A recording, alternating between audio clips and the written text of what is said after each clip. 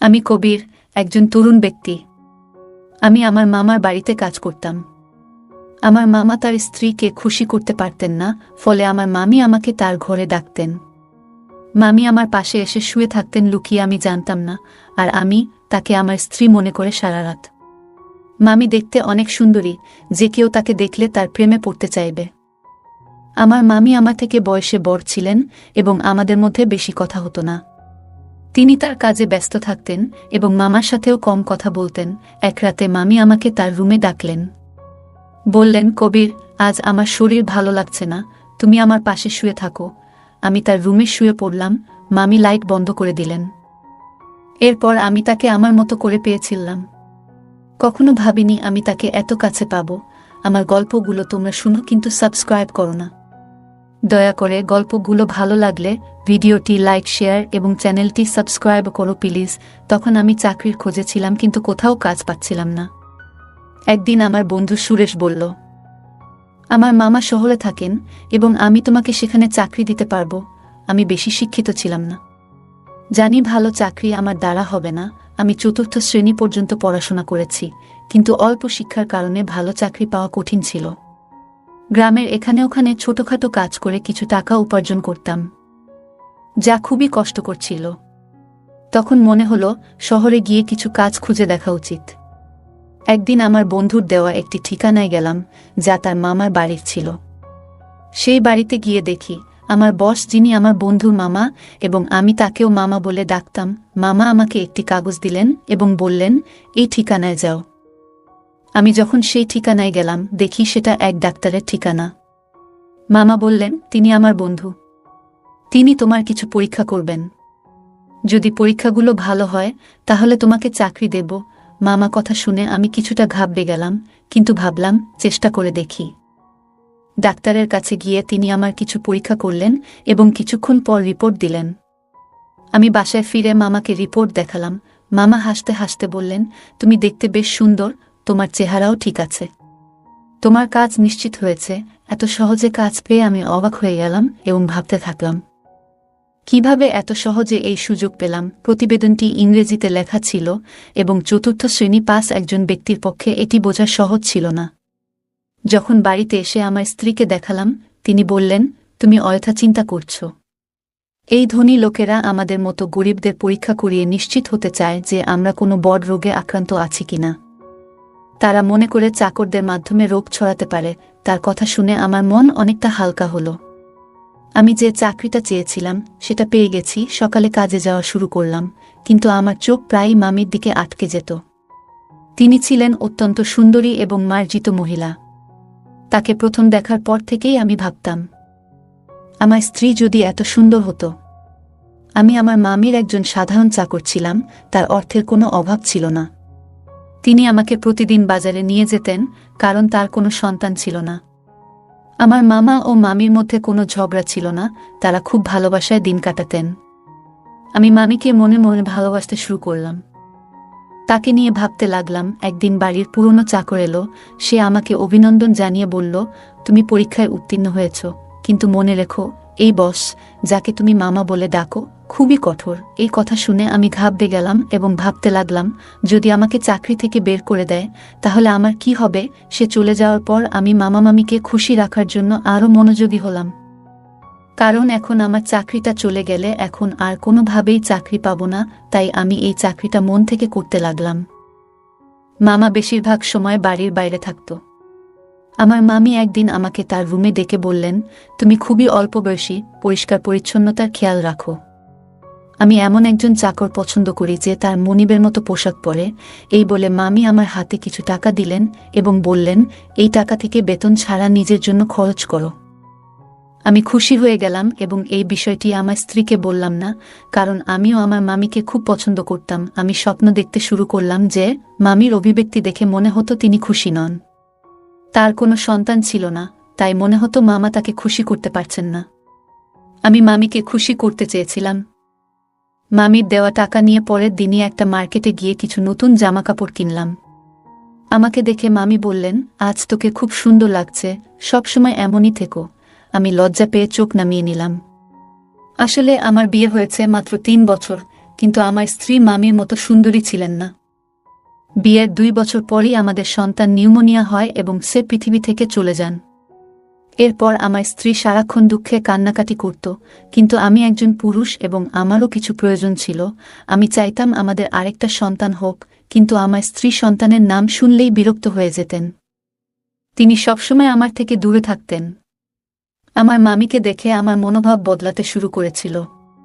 মামা মামির বিয়ে হয়েছে 1 বছর হয়ে গেছে, কিন্তু তাদের কোনো সন্তান নেই। মামা সবসময় তার ব্যবসায় ব্যস্ত থাকতেন, আর মামি ফ্যাশন ও পার্টিতে মগ্ন থাকতেন। আমার মামিকে দেখে মনে হতো তিনি আমাকে পছন্দ করতে শুরু করেছেন। আমি প্রায় সিনেমা এবং নাটকে প্রেমের কাহিনী দেখতাম এবং কল্পনা করতাম। মামি আমার কাছে এসে বলবেন, আমি তোমার প্রেমে পড়েছি। এক রাতে যখন আমি ঘুমাচ্ছিলাম, মনে হলো আমার পাশে কেউ আছে। মামি ছিলেন খুবই সুন্দরী এবং তার দেহ আকর্ষণীয় ছিল। আমার স্ত্রী আমাদের সন্তান হারানোর দুঃখে নিজের শরীরকে অবহেলা করেছিলেন। কোনো যত্ন নিত না, তাই সে শুকিয়ে কাঠ হয়ে গেছে। আমার মতো একজন গরিব মানুষ যখন ভাবতাম আমি কি করে চাকরের মতো জীবন কাটাবো, তখন মামিকে আমার স্ত্রী ভেবে সারা রাত উপভোগ করতাম। মামি আমার দিকে তাকিয়ে মৃদু হাসতেন। আমি আমার মামির সান্নিধ্য উপভোগ করতে শুরু করলাম। কাজ করার সময় মামি আমাকে ডেকেই যে কোনো কাজ দিতেন, আর আমি তা সঠিকভাবে করে দিতাম যেন কোনো অভিযোগের সুযোগ না থাকে। মামি সবসময় আমার প্রশংসা করতেন, আর আমি সততার সাথে আমার কাজ চালিয়ে যাচ্ছিলাম। একদিন মামির শরীর খারাপ হলে আমি তাকে হাসপাতালে নিয়ে যাই এবং মামাকে ফোন করে জানাই। এরপর মামা হাসিমুখে আমাদের সবার জন্য মিষ্টি আনলেন। এরা দেখে আমি খুব খুশি হয়েছিলাম, কিন্তু সেই দিন থেকে মামির আচরণ বদলে গেল। তিনি আমার দিকে অদ্ভুতভাবে তাকাতে লাগলেন এবং বাইরে যাওয়া কমিয়ে দিলেন। ফলে এখন শুধুমাত্র মামির সঙ্গেই আমার দেখা হয় কম। কিছুদিন ধরে আমার মন মেজাজ খারাপ ছিল, কারণ আমি মামির সান্নিধ্যে অভ্যস্ত হয়ে পড়েছিলাম। আমার মনে হয়েছিল আমি হয়তো মামির প্রতি আসক্ত হয়ে পড়েছি। তবে আমার কাজ চালিয়ে যেতে লাগলাম। সময় চলে গেল এবং অবশেষে সেই দিন এল যখন মামি একটি সন্তানের জন্ম দিতে চলেছিলেন। কিন্তু মামা আর আগের মতো খুশি ছিলেন না। তিনি সবসময় চিন্তিত থাকতেন। আমি ভাবতে লাগলাম, মামা কেন খুশি ছিলেন না? আমি যখন বাবা হলাম তখন আনন্দে উঠছিলাম, কিন্তু আমার মামাকে খুব চিন্তিত দেখাচ্ছিল, যেন কোনো বড় বিপর্যয় আসন্ন। এক রাতে মামা আমাকে তার ঘরে ডেকে বললেন, এই ব্যাগ নাও। যদি আজ রাতে আমার স্ত্রী সন্তান জন্ম দেয়, তবে এই ব্যাগটি ব্যবহার করো এবং শিশুটিকে গোপনে সরিয়ে ফেলো। আমি কখনো মামার কোনো নির্দেশ নিয়ে প্রশ্ন করিনি, তাই সেদিনও কিছু বললাম না, কিন্তু আমার মন খুব অস্থির ছিল। বারবার ভাবছিলাম, কেন মামা তার সন্তানের জীবন নিতে চাইছেন? রাত গভীর হলে মামি ঘুমিয়ে পড়লেন, তাই আমি গোপনে তার রুমে গেলাম। মামি তখন চোখ বন্ধ করেছিলেন। আমি মনোযোগ দিয়ে তার দিকে তাকালাম। মামির মুখে সেই চিরচেনা সৌন্দর্য দেখে আমি মুগ্ধ হলাম, কিন্তু আমার অবস্থান মনে করে মামার কথা মেনে নিলাম। মামার নির্দেশ অনুযায়ী কাজ করার জন্য তিনি আমাকে টাকা দিতেন। আমি গোপনে মামার দেওয়া ব্যাগটি তুললাম আর বাচ্চাটিকে ঢুকাতে শুরু করলাম। তখন মামি হঠাৎ আমার দিকে তাকিয়ে হাসলেন। আমি শিশুটিকে লুকিয়ে রাখছিলাম এবং মামি আমাকে দেখে বললেন, তুমি কি সত্যিই শিশুটিকে হত্যা করতে চাও? মামি আমাকে জিজ্ঞাসা করলেন, তুমি কি তোমার মামার নির্দেশে এসব করছো? আমি চমকে উঠলাম এবং বললাম, তুমি এটা কি বলছো? মামি বললেন, তোমার চাচা এই শিশুটিকে মেরে ফেলতে চায়, কারণ সে ভয় পায় যে এই শিশু তার নয়। তার কথা শুনে আমি স্তব্ধ হয়ে গেলাম। আমি অবাক হয়ে ভাবতে লাগলাম, এত কিছুর পরও এটা কিভাবে সম্ভব? মামি বললেন, তোমার মামা সন্দেহ করছে যে এই শিশু তার নয়, তাই সে এই কাজটি করতে বলেছে। সে এই শিশুটির বাবা নয়, তুমি এর বাবা। এই কথা শুনে তাকে বললাম, তবে তুমি কেন বলছো আমি এই শিশুটির বাবা? আমি এই কথা শুনে স্তব্ধ হয়ে গেলাম। আমি বললাম, আপনি কি চান আমি এই শিশুটিকে বাঁচিয়ে রাখি? মামি হাসলেন এবং বললেন, এই শিশুটিকে জঙ্গলে ফেলে দিও না, কারণ এই শিশুটির বাবা তুমি। আমি আরও বিভ্রান্ত হয়ে গেলাম, কারণ মামি বলছিলেন যে তিনি কখনো আমাকে স্পর্শ করেননি। তার কথাগুলো শুনে আমার মনে হলো আমি যেন স্বপ্ন দেখছি।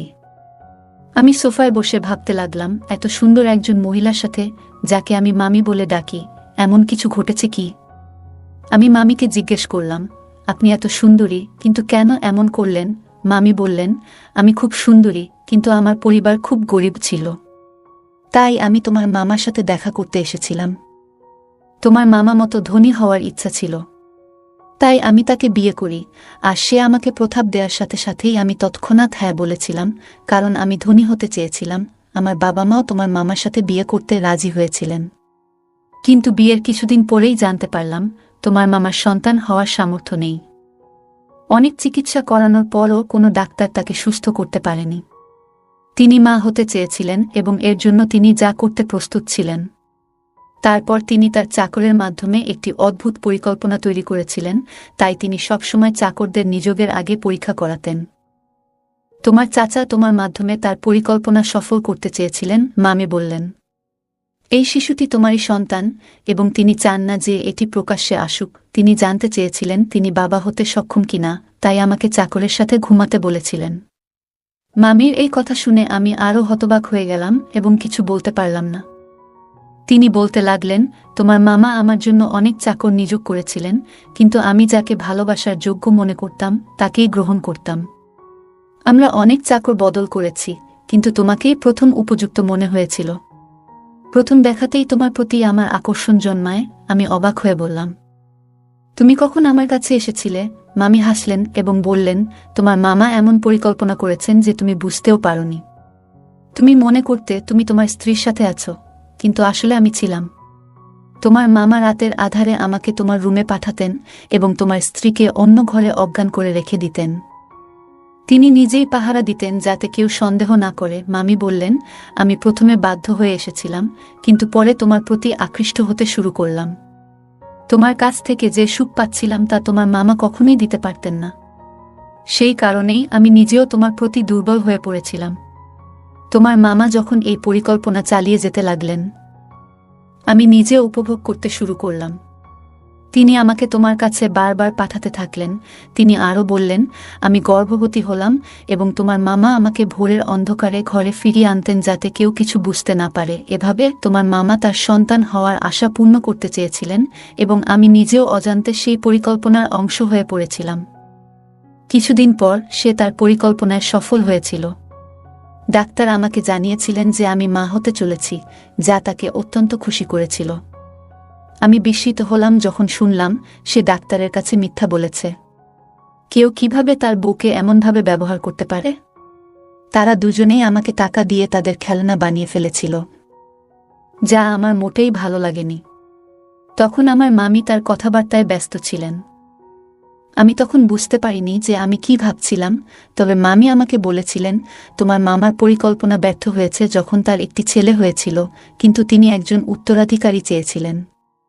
সে তার বন্ধুকে নিয়ে অন্য দেশে পালিয়ে যায় আর আমাকে বলে, এখন আমার কোনো সম্পত্তি নেই, আমার সব ব্যবসা শেষ। সেই শিশুটিকে আর সে চায় না।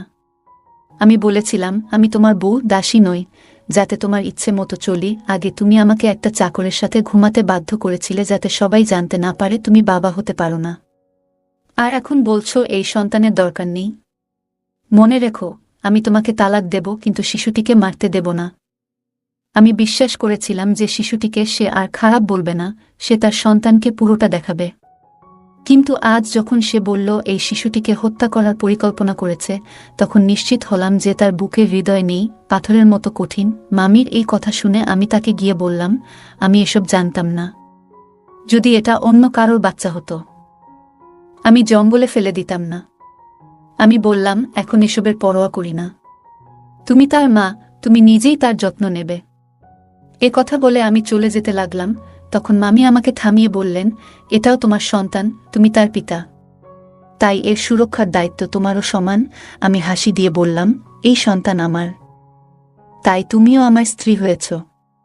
এই কথা শুনে মামি মুচকি হেসে বললেন, ধন সম্পদের লোভে আমাকে অন্ধ করে দিয়েছে, তাই এমন একজন খারাপ লোককে বিয়ে করেছি যে তার সম্মান বাঁচানোর জন্য তার স্ত্রীকে চাকরের কাছে পাঠিয়েছে। আর যখন আমি তার সম্মান রক্ষা করেছি, সে আমার সন্তানের প্রাণ নিতে চেয়েছিল এবং বলেছিল যে এই শিশুটি হতভাগ্য। যখন ব্যবসা ব্যর্থ হয় এবং সমস্ত টাকা হারিয়ে যায়, তখন সে আমাদের সন্তানের প্রতি অখুশি হতে শুরু করে এবং শিশুটিকে জঙ্গলে ফেলে দেওয়ার সিদ্ধান্ত নেয়। এইসব জানার পরেও আমি এমন লোকের সাথে থাকতে চাই না। আমি মামুর দিকে তাকিয়ে জিজ্ঞেস করলাম, এই সন্তানের জন্য আপনি কি একজন নিজ চাকরের সাথে থাকবেন? মামি বললেন, আপনি গরিব হতে পারেন, কিন্তু আপনার মন অনেক বড়। তাই আমি আপনাকে বিয়ে করতে চাই, যাতে আমাদের সন্তান বেঁচে থাকে এবং ভালো জীবন পেতে পারে। মামি আমাকে জানালেন তিনি তার মামার থেকে ডিভোর্স পেয়েছেন এবং আমরা একই বাড়িতে সুখে থাকতে শুরু করি। মামি সেই বাড়িটি আগেই তার নামে পেয়েছিলেন। কিছুদিন পর যখন আমার স্ত্রী বিষয়টি জানতে পারেন, তিনি আমাকে ছেড়ে চিরকালের জন্য তার বাবা মায়ের বাড়িতে চলে যেতে চান এবং তালাকের প্রক্রিয়া শুরু করেন। কিন্তু মামি যখন পুরো ঘটনা আমার স্ত্রীকে জানালেন, আমি তাকে অনেক বুঝিয়ে শান্ত করি। অবশেষে আমি আমার দুই স্ত্রীর সাথেই সুখে সংসার করতে শুরু করি এবং আমরা সবাই মিলে সুখে থাকি। আজ আমি খুব খুশি, কারণ আমি জানতাম না যে আমার জীবন এত সুন্দর হবে। গল্পটা কেমন লাগলো জানাতে ভুলবে না। আরও মজার মজার রোমান্টিক গল্প শুনতে চাইলে ভিডিওটি লাইক, শেয়ার এবং চ্যানেলটি সাবস্ক্রাইব করতে এবং বেল আইকনটি ক্লিক করতে ভুলবে না। ধন্যবাদ।